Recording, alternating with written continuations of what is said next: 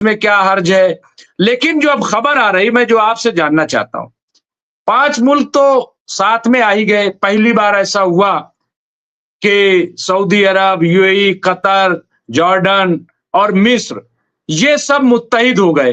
اور ابھی میں خبر پڑھ رہا تھا کہ یہ اسرائیل کے خلاف بھی یہ جو ہے کوئی پلان بن سکتا ہے. کیا آپ کو لگ رہا ہے کہ اس میں کتنی سچائی ہے؟ اور دوسرا, عرب لیگ کی جو میٹنگ اناؤنس ہوئی ہے تو اس کا کیا موٹیو ہوگا؟ صرف غزہ ہوگا یا گریٹر اسرائیل نہ بننے دیا جائے, اسرائیل کو روکا جائے, وہ ہوگا, یا پھر نیو ورلڈ آرڈر کی بات ہوگی؟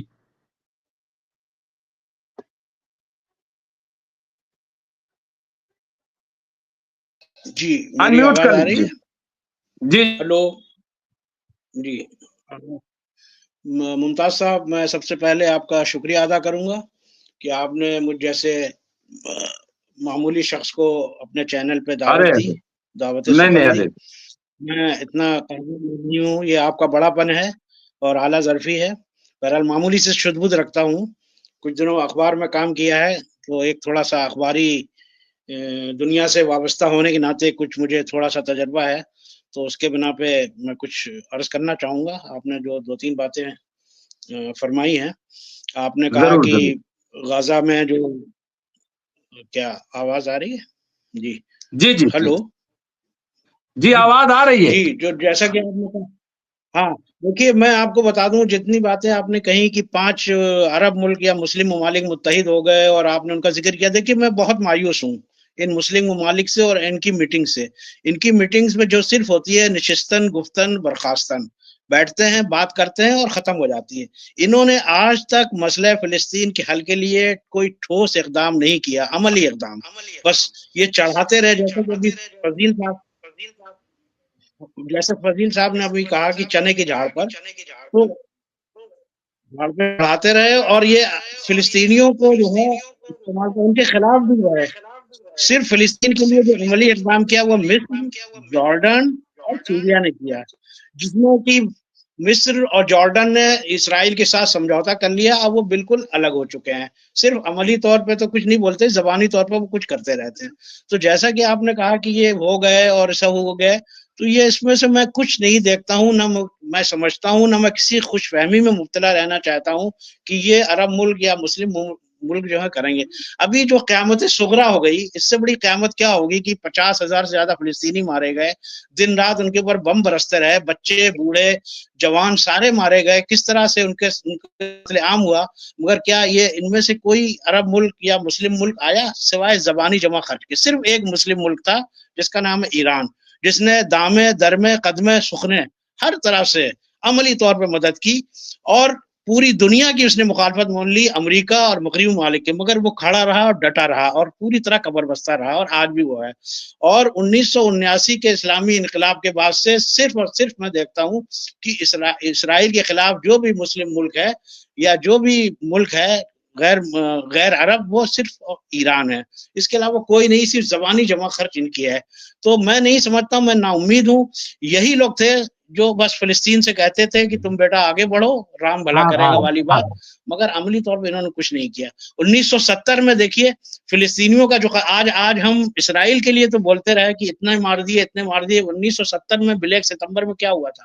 انہی فلسطینیوں کو کس نے مارا تھا؟ قتل عام جو ان کا ہوا تھا، لاکھوں فلسطینی مارے گئے تھے 1970 میں ستمبر میں، تو اس کا قتل عام کرنے والے کون تھے؟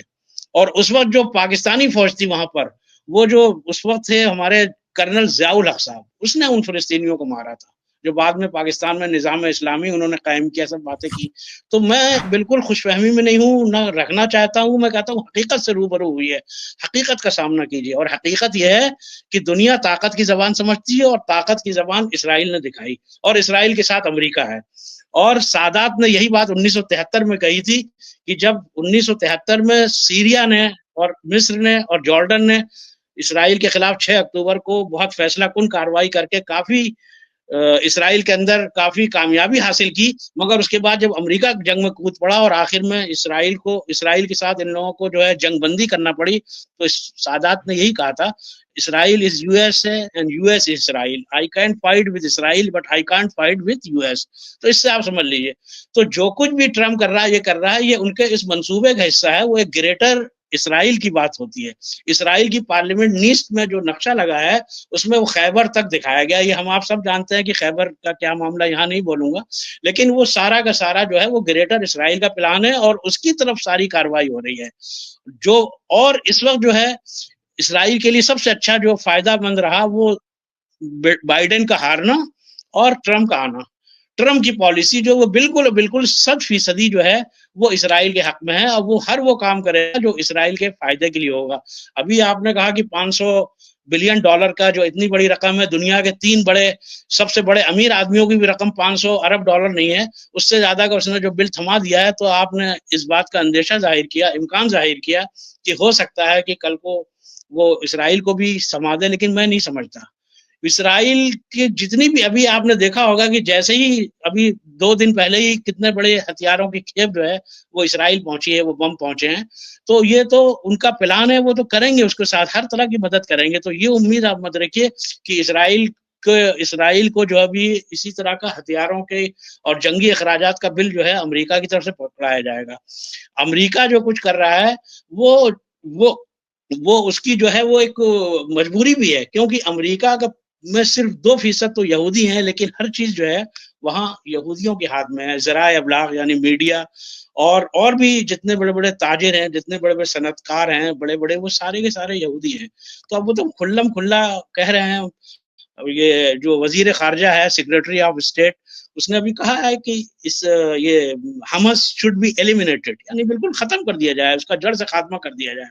تو ایسا سوچنا کہ اسرائیل اور یہ حماس جو ہے وہ اب اسی قوت اور طاقت کے ساتھ رہ سکے گا جیسا کہ پہلے. ان کی پوری جو پلاننگ یہ ہے کہ وہ حماس کو ختم کر دیا جائے اور اس کے بعد اپنی ایک کٹپتلی حکومت وہاں قائم کی جائے جو اس کے اشاروں پہ ناچے بس. اور باقی اگر یہ سوچتے ہیں کہ باقی عرب ممالک اور مسلم ممالک کچھ بولیں گے تو یہ غلط فہمی ہوگی، اور یہ بالکل اس کے بارے میں سوچنا بالکل ایک فضول بات ہوگی. بس میرا تو کہنا یہ ہے جو میں نے اپنے جذبات کا اظہار کر دیا اور خیالات کا اظہار کر دیا.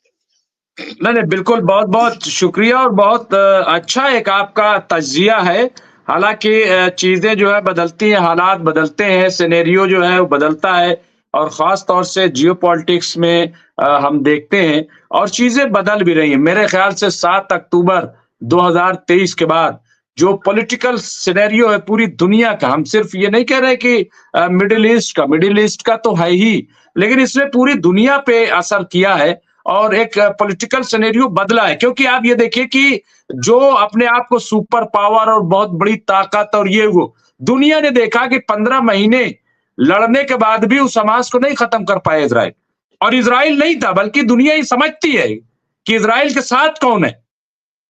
تو یہ چینج ہے، تو ایک بدلاؤ. اور یہ موقع تھا 15 مہینے میں، جو ابھی ہم کیپٹن صاحب بات کریں گے، کہ ادھر برکس کا مضبوط ہو جانا اور اس پہ بڑی تیزی سے کام کا بڑھنا، اور ادھر چین جو ہے وہ ایران سے اس کے رشتے، سعودی عرب ایران سے رشتے، روس اور ادھر کے رشتے.